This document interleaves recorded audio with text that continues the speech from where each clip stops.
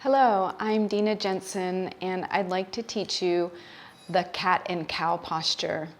So this is a very, very well-known movement pattern that we do in our yoga space. We'll do this from hands and knees, but the general movement can be done sitting. I have a video that shows you how to do that sitting. It can be done in a chair. It can even be done standing up. But for today, let's come to your hands and knees.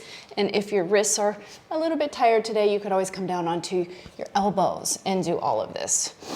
So starting on your hands and knees, your hands are underneath the shoulders, or I like to put them a little forward of my shoulders. It's just a little less pressure in the wrists.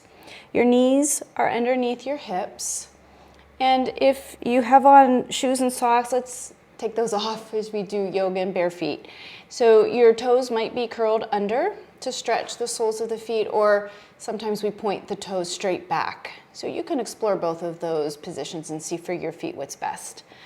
Brighten up your hands by spreading your fingers apart. So we just want about an equal distance in between each of your fingers.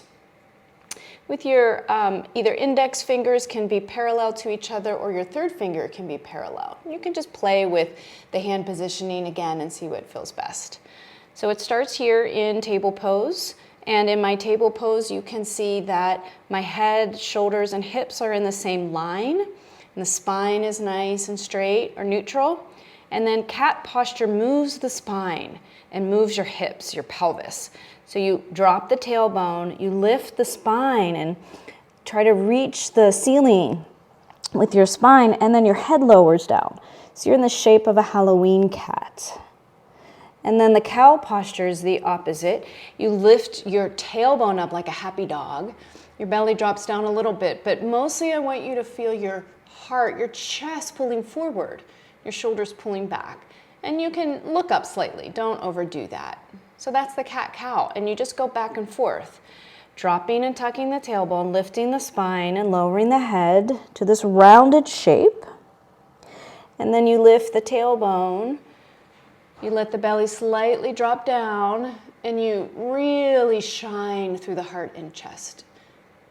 And when you get comfortable with that, keep going. You can start to bring in breath. So you want to have a lot of awareness to what you're doing. If your hands are getting tired, just take a break. Pause the video and you can come back to it at any time. We do several rounds of this. So we would breathe out when you round into cat. The belly pulls in and the ribs pull up. And then you breathe in when the tailbone lifts up, the belly drops. There's some space in the belly here and your heart shines forward. That's your in-breath. And if that breath pattern, if it doesn't feel comfortable for you, then you can reverse it. It would be fine to reverse it.